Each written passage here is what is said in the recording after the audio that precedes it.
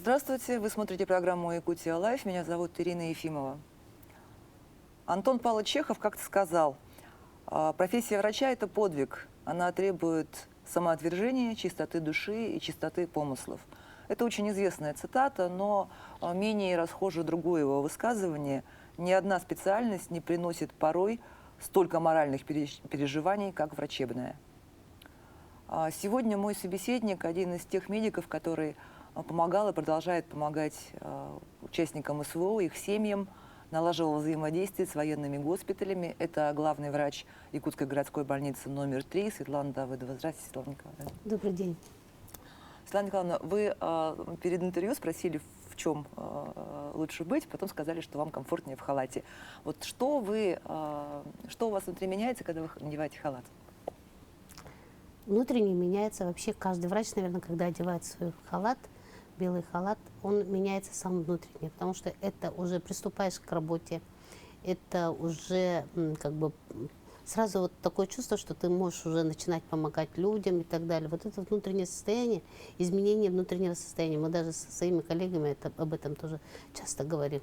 Почему-то мы не можем принимать вообще пациентов без халатов. Это какое-то упорядочение, внутреннее упорядочение любого врача в халате. Ага. То есть некая собранность появляется, да. и когда на вас халат, вы прежде всего врач. Да. Я уже чувствую, что мне надо начинать работать. А вот без халата это все равно то состояние. Вот, я вообще сейчас не понимаю, как можно вообще работать без халата. А как вы вообще пришли к этой профессии? Обычно вот врачом советуют стать часто родители, насколько я знаю. Мне никто ничего не советовал. Мы же дети, как говорится, советского времени. Школа 70-е годы, окончание школы 80-е годы, становление 90-е годы. Ну, когда школу заканчивали, у всех ребят, одноклассников был свой выбор. Я вот сейчас вспоминаю, у нас в классе вообще никто не хотел быть врачом. Все в то время хотели быть, учителями, юристами, экономистами, бухгалтерами. Но вообще вот сейчас не помню, чтобы у нас кто-то в классе вообще желал быть врачом. И я в том числе. Сперва я хотела быть, как вы, журналистом. Это в классе 8-м, в 9-м, когда мы проходили, у нас очень учительница была интересная такая, которая очень русскую литературу хорошо преподавала. И у меня вот такой вот интерес именно к журналистике какой-то появился. И вот это желание, она у меня исчезла то ли в 9-м, все-таки все зависит от становления, от преподавателя, оказывается. Я сейчас сижу, думаю, да. И вот в 9 классе у нас поменялся учитель литературы и так далее. У меня вот постепенно вот это все желание что-то писать и так далее, потихоньку ушло. Появился, наверное, учитель химии или биологии какой-то, да? Нет, математика. Классным руководителем у нас стала математичка Тамара Николаевна Гребеневич. И вот она как-то так начала нас готовить. Ну, она, во-первых, очень такая сама интересный человек. И вот именно в нашем классе ее дух, ее вот интеллигентность у нас как бы жилкой такое прошла, и мы все очень любили ее и любим до сих пор. И вот она сама математик по образованию, нас учила, вела у нас математику. И все у нас в классе всех захотели стать бухгалтерами, учителями, математики и так далее. Понимаете, все это детское такое трепетное отношение к будущему своему, именно видя пример своих наставников. И вот. Из нашего класса есть очень много учителей, а я должна была стать бухгалтером. Бухгалтером. Ну и по воле судьбы, когда я сюда приехала, у нас же тогда было централизованное поступление здесь, в городе Якутске. А вы где школу заканчивали? Я в Нюрбе, Нюрбинская школа номер 1, средняя школа номер 1. И я когда сюда приехала поступать, мы с подругой, с одноклассницей приехали поступать, и мы оба провалили физику. Математика мы с ней прошли, русский мы прошли, а физику мы с ней провалили. Надо что-то делать. Мне говорят, иди в медучилище. И вот мой медицинский путь начался с провала по физике, поступления. И, Я поступила в медколледж, медучилище тогда еще называлось. И все-таки, и очень много все-таки зависит от наставников. Первые полгода желания особого, я вообще даже не понимала, что такое медик. А потом первые полгода становления, как именно даже желание выработать, да, у этого человека, выработать желание учиться, стать медиком и так далее. А потом уже само по себе, само собой пошло, и я в медицинское училище закончила с отличием. И потом вас направили Да, я уже поступала. на врача. Да. Я закончила Иркутский государственный медицинский институт по делу медико-профилактическое дело. Я сама по образованию врач-эпидемиолог. Врач-эпидемиолог. И первое мое, значит, то, что я сюда приехала, начала работать, это в Якутский СЭС. Санэпидстанция. Санэпидстанция. Все знают его санэпидстанция, а тогда она называлась Центр эпиднадзора. Я была врачом-эпидемиологом. Там начинала свою трудовую деятельность. А как вы пришли потом к тому, то есть ассоциацию медиков вы когда возглавили? Позже уже намного? Да, конечно, намного позже, потому что, работая, будучи еще врачом-эпидемиологом, потом заведующим отделением эпидемиологии, тогда в то время у нас в 94-х годах была вспышка дифтерии. Я помню, тогда у нас вообще в Якутске так, она сильно бушевала, мы эпидемиологи до 12 часов ночи работали и так далее, в очагах. И у нас была смертность очень такая. От дифтерии люди умирали. Почему? Потому что своевременно не привились. Ну, так получилось, что определенный контингент, иммунная прослойка у нас была пустая. И поэтому у нас очень многие заболели, семьями болели и очень тяжело болели. И вот в 94 году это зимнее время, 95-й год, это полностью до весны, это все продолжалось очень долго. Ну, как бы этот этап прошли, провели очень много массовой иммунизации, по дворам ходили, значит, участковые терапевты. Вот сейчас я понимаю, как все это было по дворам, дворовые обходы, поквартирные обходы и вакцинация против дифтерии. Массовая была, причем вакцинация. Но это как-то можно сравнить вот с тем, что происходило в коронавирус? Дифтерия – это же знакомая инфекция. У нас уже была защита. Просто-напросто мы и про него немножко забыли. И поэтому сравнивать с НКВ, с ковидом, да, и дифтерией – это две разные вещи. А ситуация была тоже очень тяжелая, но мы из этого как-то спокойно так, потому что… Ну, понятно было, чем лечить. Да. Да, есть вакцина. Да, и мы знали, как защищаться от него, да, и знали, как его лечить, и в какие стационары его разворачивать дополнительно, какие стационары или что. Это все было знакомо. И как обрабатывать очаг, да, в конце-то концов, чтобы люди дальше не заражались. А в ковиде это все незнакомо. Вообще незнакомо. Но просто я почему про ковид, потому что как раз тогда про врачей-эпидемиологов снова вспомнили, как тех, которые стоят на передовой, да, действительно, потому что все подзабыли. И вот эта пандемия вас как застала? Ну вот хочу сказать, что у меня друзья мои, родственники спрашивают, ну, как говорят, ты еще до пандемии это было, ты вообще, говорит, по специальности кто? Ну, они понимают, что я руководитель и так далее, а по специальности кто? Говорю, я эпидемиолог. А, говорит, такая ненужная профессия. Типа санврач? Да, санврач и все. Не хирург, в общем. Не хирург, не терапевт, не акушер, гинеколог. А когда вот эта пандемия началась, мне мои говорят, лучше бы мы не знали, кто ты вообще. Лучше бы мы не знали, что у тебя есть такая профессия. Ну, есть такая профессия. Да, специальность. Ну, говорю, ну а что делать? Ну, и первые вот эти случаи, ну, я же эпидемиолог, по сути, и я уже, когда в 2019 году в Китае началась вся эта вспышка, я начала прослеживать, для чего вот, просчитывать внутри себя в любом случае. И просчитывала, как все это может происходить у нас, здесь. Но я не ожидала такой большой вспышки, да, потому что у нас еще в институте научились считать санитарные потери, сколько у нас может быть при определенных уровнях распространенности и уровнях вирулентности возбудителя, да, какие потери можем мы иметь вообще. Ну, я для себя сделала потолок, что в день 800 вызовов. Ну, это, я думаю, ну, в день 800 вызовов. Я когда вот говорила своим коллегам, в день у нас будет 800 вызовов в среднем. Они говорят, да ты что, не будет столько, не будет столько. И я им тогда говорила, нужно для того, чтобы обслужить эти 800 вызовов, 45-50 автомашин, да? Совсем с ума сошла. А реально это получилось еще больше.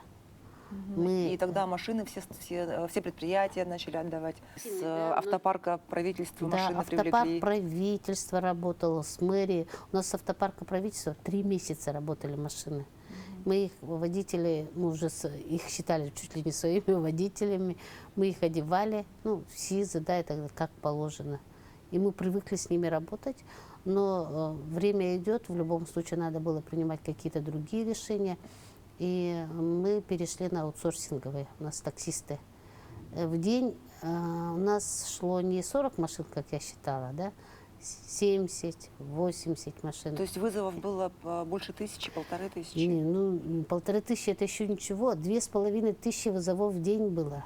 Я проводила мониторинг, сколько вызовов в день, да, и сколько поступало звонков. В среднем где-то, ну, средних звонков это 10-8 тысяч, 8-10 тысяч. А самое максимальное было, это 16 тысяч звонков в наш колл-центр. Ну, мониторинг мы это проводим, 16 тысяч. Из них только обработанных порядка 7-8 тысяч, да, а принятых в работу, то есть на вызова и так далее, это 2500. В нормальное время 2500 это 2 недели наших вызовных работ. 2 недели вызовной работы. В среднем, вот сейчас вот я смотрю, даже меньше поступает. Вот понедельник у нас больше, да, где-то около 260-250 вызовов. Начиная со вторника идет снижение. Вчера было 166 звонков, вызовов, да, и так далее. И вот это на снижение. И представляете, 2500 вызовов в день. Ну, еще и если мы говорим вот об этой третьей больнице, да, то это же огромная территория у вас. То есть она не такая компактная, как Центр. как центр, да, а у вас же и Сайсары, и ДСК, насколько я знаю. Табага, да, Хатасы, Вилюйский тракт. Все вот это до Подгорья, это наше. Вот на нашу больницу работали 3 службы такси, и то не успевали. Самый сложный период был 20-й год, потому что мы вообще не знали, с чем мы встречаемся. Это, во-первых, помните, тогда правительство для нас отдельно гостиницы занимало, да, вот вся Россия в таком варианте работала, весь мир, по-моему, для медиков отдельное жилье, чтобы они не жили со своими родными, чтобы не подвергали их угрозе да, опасности. да, вот это все это было, а потом Контактных всех Да, это было. И потихоньку вот все-таки эпидемиологи в мире и так далее начали понимать, что она высококонтагиозный, конечно, вирус, но вот понимаете, я как эпидемиолог понимала, что если будет найдена защита в виде вакцины, она сам по себе, вирус начинает ослабевать, правильно? Он встречается с противником и начинает слабеть. И для меня самое важное было, вот я прямо молила, божилась, наверное, да, вот когда мы начали там по вызовам ездить очень много, я молила, когда же эпидемиологи, вирусологи наши сделаете вакцину. И когда вот, я чуть ли не каждый день прямо спрашивала, все новости вот прочитывала вечером, приходишь с работы, читаю, и прочитывала вот на каком-то этапе, доклинический этот этап подготовки вакцины, я для себя думала, вот это наше спасение. Вот первая вакцина, она появилась в 2020 году в сентябре. Вот это как бы очень ожидаемо для меня, это было вообще как спасение. Я думала, я вообще думала, что сейчас все побегут делать вакцину. А я вообще не поняла, почему столько противников-то появилось. Это же было спасением вообще. И как уже врач понимаешь, да, как эпидемиолог понимаешь, в любом случае, если вирус встречается со своим противником, антигеном, да, он все равно начинает ослабевать. И начиная отпускать. И вы же видите, все-таки с ростом вакцинации у нас она что сделала? Она потеряла свою силу, она потеряла свою возможность дальше распространять. Поэтому... Ну, если люди сейчас и болеют, то уже не так тяжело. Вот. она не такая вирулентная, она не такая злая, как мы говорим, да, как первые были. И вот еще там, конечно, чувство страха тоже, там же все-таки от этого тоже нет, потому что это неизвестная инфекция, непонятно, как она воздействует. Но теперь мы понимаем, что она, любой враг, он побеждаем, и этот враг тоже был. Но самое главное здесь, наверное, надо отметить, что наука России, да, она показала себя на очень высоком уровне, потому что мы одни из первых создали Вакцину, да еще и не одну. Да, и не одной. И самое это главное, еще здесь надо отметить, что наш институт, наш Минздрав России, да, своевременно нам, практическим врачам на земле, давали рекомендации. Представляете, буквально, когда у нас началось в феврале, да, в марте месяце, первый у нас нулевой пациент, когда у нас появился, мы уже, по-моему, практически имели рекомендации. Мы уже учились по нему, мы уже читали, как его встречать, как видеть. И у нас уже были рекомендации по лечению поведения таких пациентов. Но она, конечно, на сегодняшний день эта рекомендация уже претерпела такие изменения, она уже 14-я рекомендация. Представляете, за 3 года вот эта рекомендация, они поменяли свой вид вообще полностью. И здесь вот по мере развития, вот здесь вот сейчас уже можно говорить, что вообще мир развивается не такими там днями, там вообще семимильными шагами. Очень быстро. Очень быстро, потому что мы вот те препараты, которые раньше применяли для других вообще заболеваний, да, и так далее, мы начали применять по поддержанию организма и так далее. И получилось так, что вообще Россия вышла победителем, и наша Якутия, в том числе мы одни из лучших, потому что смертность от данной инфекции, она была не такая разрушительная, как в некоторых странах, как во многих странах. Да, кстати, люди до сих пор, многие не знают, что действительно там в тех же Штатах, там в той же Италии, как там люди в коридорах лежали, и что там гораздо с худшими последствиями. И я считаю, что это все-таки вот такая вот победа вообще всего научного сообщества, да, вот, микробиологов, вирусологов, наших клинических фармацевтов, фармакологов, которые могли именно в правильное русло своевременно все это поставить. Ну вот мы с вами вспомнили пандемию, да, было недавно, вроде бы как будто с тех пор наша жизнь очень сильно переменилась. А вот 24 февраля, когда началась спецоперация, где вот вас новость застала? Как вы ее восприняли вообще? Помните этот момент? Да, я помню, мы смотрели прямой эфир Совета Безопасности дома. И когда вот решение принималось, а там же решение принималось в прямом эфире о начале специальной военной операции. Как вы поняли, что вы будете нужны как медики? Ну, что вообще вот, как началось вот это вот поездки в военные госпитали? С чего? Мы все заканчивали в советское время медицинские вузы. Вот сейчас вот люди моего возраста, поколения, да, наши более старшие, они все заканчивали военные кафедры. Мы все выпускники медицинских военных кафедр. И все военнообязанные? И все военнообязанные. Ну, в определенном возрасте нас оттуда в резерв и так далее, да. Но мы военнообязанные, и мы знаем, насколько это все бывает очень правильно, потому что мы и на поля ездили, мы и учились как бы разворачивать военные полевые госпиталя и так далее. Это все в схеме и так далее. Мы это все делали. И даже вот ездили на поля с нашими ребятами, тоже с медицинского института. Мы там как бы и на месте разворачивали вот эти военные госпиталя. И вот мы как бы такой психологическая подготовка еще, и когда мы учились в институте, мы прошли, да. А когда все это началось, ну, я понимаю свой возраст, что меня туда на передовую точно не возьмут. И мы начали думать, что мы будем делать, как это все. Ну, в любом случае, чувство того, что ты необходим сегодня Родине и чем-то ты должна помочь, это все равно внутри у каждого человека есть. Мы получили потом задание от Айсена Сергеевича, Лена Николаевна получила от Айсена Сергеевича отправить бригаду медиков в госпиталя Москвы и Питера, Петербург. Мы-то сперва поехали в Санкт-Петербург и в Москву. В бригаде было нас 3 человека. Анатолий Михайлович Потапов и Александр Александрович с нашего Григорьев психоневрологический диспансер. А оттуда вот все и началось. Ну, это первый же был выезд. Первый, да, мы поехали.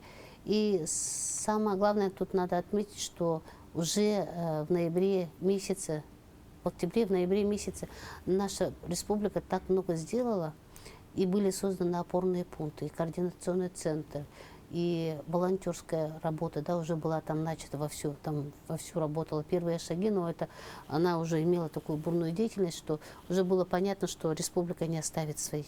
И я тогда про себя подумала, своих не бросаем, это точно не бросим, да. А получить правильное направление работы, это тоже важно, самое важное. И, насколько я знаю, тогда вот именно медицинскую помощь, именно таких бригад вообще другие регионы не отправляли. Это мы были первыми, и мы вот, наш регион, да, то, что Айсен Сергеевич принял вот такое вот решение отправить бригаду врачей на разведку, в разведку, да. И мы поехали. Ну, будучи уже там в Москве, мы посмотрели, какие виды ранений, что там, в каком состоянии наши ребята и так далее. Поговорив с нашими коллегами в госпитале, мы поняли, что все-таки все раненые проходят через госпиталь в Ростове-на-Дону. И я же руководителем группы была, думаю, надо поехать в Ростов-на-Дону. А там оказалась наша Вера Петровна Душкевич, которая тут же позвонила, сказала, что нам нужна помощь в госпитале, приезжайте, посмотрите, что это такое. Мы поехали туда. И там, конечно, с руководством познакомились. Им очень нужна была наша помощь. Мы были востребованы там очень сильно, да. И в любом... Там поехал, вот Анатолий Михайлович работал в гнойной хирургии, там самые тяжелые такие ранения были. А Александр Александрович, он вел и хирургическую помощь, да, и психологическую помощь нашим раненым и так далее. Вот работа в таком виде началась. И к нам в конце ноября приехала в помощь, не то что в помощь, на замену, 2-я бригада во главе Алены Михайловны Никитиной. Там они уже посильнее были. У них там были врачи-хирурги, 3 врача-хирурга, врач, значит, психиатр. И вот Алена Михайловна, 5 человек их приехало. Ну и они тоже там организовали такую же работу. И вот, в принципе, вот эта помощь, она в то время очень была нужна. А потом, когда они приехали, нам в госпитале сказали, вы немножко отдыхайте. Потому что они понимают, что у нас есть в регионе своя работа, да, и так далее. Они говорят, Алексей Викторович, с которым мы работаем, он сказал, ну, немножко подыхайте и приедете потом. Мы поехали, 2-я бригада, мы поехали в феврале месяце, в конце февраля. И Айсен Сергеевич уже, когда мы перед Новым годом встречались со всеми нашими участниками выездных бригад, он дал задание, чтобы мы не оставили эту практику, значит, работу в госпиталях. И после этого, значит, нашим правительством было подписано соглашение с госпиталем 1602, Вишневского, Бурденко, для того, чтобы наши доктора тоже проходили определенный этап подготовки работы именно с таким видом ранений, с таким видом операций и так далее. Там совсем другое. Военная медицина и гражданская медицина – это 2 разные вещи, рядом не стоящие.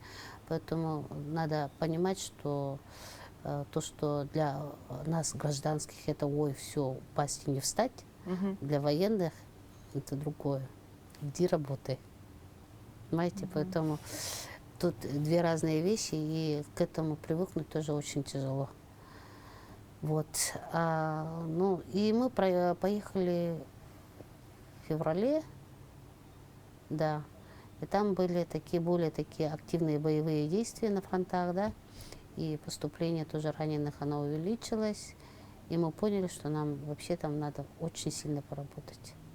Мы работали, наш коллега Александр Филиппович, врач-реаниматолог, профессор нашей кафедры, да, здесь, выпускающего медицинского института, он поехал туда, врачом-реаниматологом работал в отделении. 2 врача-хирурга у нас работал. Денис Владимирович, он вообще вот молодец ребенок, да, молодой, 30 с копейками лет, молодой, но он так много, вот, не знаю, вот я не знаю, что, наверное, только молодые могут вынести вот такую вот работу, потому что он работал в 3 отделениях, не хватает врачей, и он работал в 3 отделениях, врачом-хирургом. Тут оперировал, там перевязывал, тут лечил, понимаете, он все бегал, все успевал. И еще Слепцов Анатолий с нами ездил, тоже хирург. Он работал в гнойном отделении, тоже самое тяжелое, одно из тяжелых отделений таких. Ну, он там оперировал тоже, да, активно оперировал, участвовал во всех вот этих, ну, перевязочных и так далее. И врач-психиатр наша, Елена Владимировна Мордосова, незаменимый человек, который вел работу тоже в психиатрическом отделении, да, вел. И мы вот новшество, которое мы сделали в ту поездку, это мы начали работать в приемном отделении. Нас допустили туда. Там же тоже надо разрешение получать. Приемное отделение вот этого военного госпиталя. Военного госпиталя. Там тоже определенный этап подготовки и так далее. Потому что там встречаешь, ну, сразу с эвакуацией, там, эвакуация там, с автобусов, с вертолетов. То есть это первое место, куда попадает, да, Да, раненый? да. И туда попадают. И, наверное, самая горячая точка всего госпиталя. Так получилось, что из-за активных боевых действий количество санитарных потерь, то есть раненых, оно стало больше. И мы начали как бы терять наших раненых. Они до отделения не доходили, уезжали в другие госпитали. И я начала их терять, просто вот думаю, куда они делись. Наши, в смысле, якутские? Да, наших. То есть смысл был вообще изначально поездки в том, чтобы вот именно Да, наших. наших отслеживать? Да, наших отслеживать. И думаю, что-то надо делать. И вот было тоже принято решение, согласовано с министром, чтобы мы начали работать именно в приемном покое. Вот мы там начали работать в круглосуточном режиме. Ни один санитарный рейс эвакуационный мы не пропустили. Всех наших мы встречали, всех обували, всеми работу, психологическую работу проводили и так далее. Но я тогда поняла, что насколько мы необходимы при первом контакте с медициной, ну, когда они приезжают в госпиталь, да, наши раненые, они же все потеряны, растеряны, с поля боя, да. И вот когда они видят нас, Родное лицо? родное лицо, якутов, написанное Саха сзади, спереди, везде, все республика, да, вот у них сразу меняется настроение. И это, наверное, вот чувство дома, да, их, наверное, какая-то защита. Это, наверное, очень надо, и это важно, чтобы они видели нас. И они сразу становятся какими-то более-менее, ну, мне так казалось, да, но они сразу почувствовали какую-то свою защиту. Они приехали, у нас есть здесь свои люди, с ними можно работать, мы их обязательно заводили к себе в кабинет, мы там даже кабинет завоевали, да, якуты в приемном отделении, своих тоже там принимали. Но, а так, конечно, вот для нас, гражданских, да, военный госпиталь, это очень сложно. Тем более для меня, для женщины это было очень тяжело. Мужчинам еще как-то более-менее. Но для меня это было немножко Что самое тяжелое было? тяжелое. Самое сложное? Самое сложное. Ой, самое сложное, наверное, когда видишь только вот прибывших, да. Ну, самое сложное для меня было, конечно, это видеть раненых Луганщины и Донбасса. Мы же их там принимали же тоже, Луганщина. Я там встретилась, ну, то есть с ранеными, которые были луганские ребята, Донбасс, которые воюют, да, которые воюют уже не 1 год, да. Вот они приезжают, он спрашивает, что, где, как, ну, там обычная форма заполнения. И, ну, самое главное, вот для того, чтобы связаться с их родными, там есть форма такая, номера родных и так далее, телефон, адреса. Я вот сколько видела мужчин там, ни у кого не было семьи, все умерли. Вы представляете? Это столько людей, которые находятся на передке, это с Луганщины, с Донбасса, у которых нет родных. Вообще некому звонить. Вообще некому звонить, не с кем связаться. И такое лицо, ну, это тяжело передать, это надо видеть. И вот я там ну, прохожу по рядам, да, смотрим, изучаем.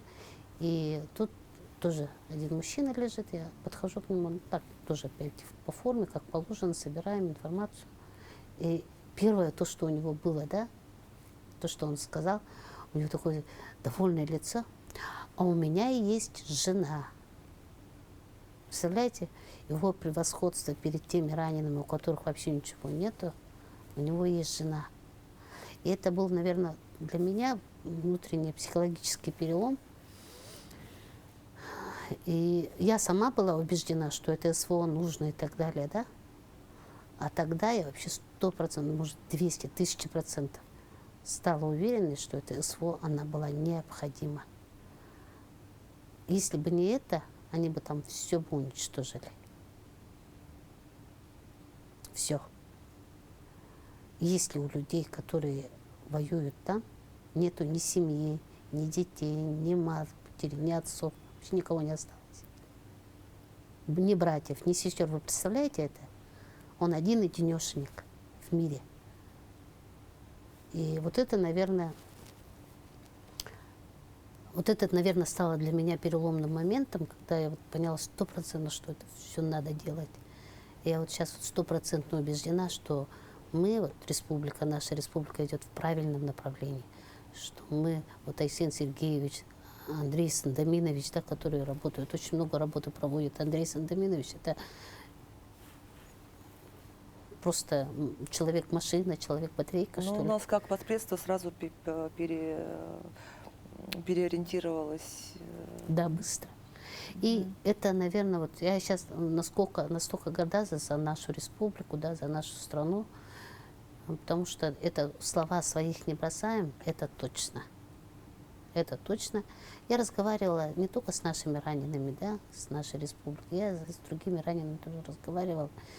И вот это убеждение того, что там происходит, это и то, что они убежденно идут туда, это, наверное, внутренняя суть вообще каждого россиянина. Это не только наших якутов и так далее, да, а внутренняя суть нашего россиян. У нас вообще генетически, наверное, заложено такое вот чувство патриотизма. Может быть, мы за 30 лет, непонятно какой, да, после развала Советского Союза забыли, но она у нас генетически там сидит, она никуда не делась, просто надо его что делать? Разбудить и сделать его в правильном направлении. Но там действительно, а вот люди, которые попали, ну, убежденные, которые пошли воевать, я говорю, конечно, про жителей того же Донбасса, там, Луганщины, с ними понятно. С добровольцами, которые шли добровольцами, там, в первое время тоже понятно. А мобилизованные отличаются они как-то? Мобилизованные, вот я когда ездила в ноябре, они были другие. Ага. Там немножко было чувство такое потерянности, да, страха какого-то. А я сейчас, когда в феврале поездила, это совсем другие люди. Они меняются. Они меняются в процессе вот именно прохождения этой работы. Это тяжелейшая работа. Это круглосуточная тяжелейшая работа защиты. Это под таким психологическим, извините меня, для наших мужчин, это то, что наши мужчины там что делают, это, как говорится, я просто им благодарна. Я каждому готова поставить памятник, потому что я понимаю, насколько там им сложно. Наши ребята очень скромные, очень тихие, да. Но есть, конечно, ребятки-звездочки там раненые, но с ними вообще пообщаться, да, и так далее, это очень, хорошо. И они дают, и от нас положительные эмоции получали. Выздоровление же, положительные эмоции – это всегда путь к быстрейшему, скорейшему выздоровлению. И поэтому, наверное, то, что мы там присутствовали, оно в некоторых случаях давало им силу побыстрее поправиться. И вот то, что делает там Вера Петровна Душкевич, мало кто знает. Ну, там вообще она такую деятельность развела. Столько работы. Иногда мне говорят: Вера Петровна, угомонись немножко, хотя бы 2-3 дня. А если она остановится на 2-3 дня, там ребята раненые останутся без внимания. Поэтому вот сейчас вот правительство наше тоже ей направило в помощь там человека, ей там помогают, да.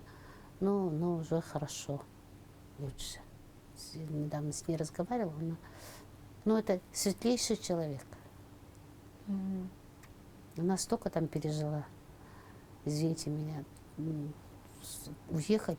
В ноябре уехала, она до сих пор там. Я у нее спрашиваю: ты сколько еще здесь будешь? Наверное, до победы, говорит. Вот я не знаю, вот таких людей, наверное, очень мало. Это она от души работает. Прямо вот я у нее спрашиваю: ну что тебя подвело? Она говорит: наверное, Тангара. Она так и говорит: меня, говорит, к этому подвели. Я, говорит, не знаю, почему-то я в Ростов приехала, говорит, я почему-то здесь оказалась вовремя, да, и вот это все ее ведут. Это все-таки опять патриотизму, к чувству всего этого возвращает, что у нас есть она внутри, и она нас все равно ведет. Как получилось, что вот часть людей это потеряла? Что? Ну вот патриотизм и так далее. Чисто мое мнение, оно не потерялось. Оно Ну, у них сидит очень глубоко, где-то лежит. Ну, кто-то же уехал, кто-то... Есть же такие люди. Ну, уехав, они же в любом случае не перестали быть россиянами, правильно?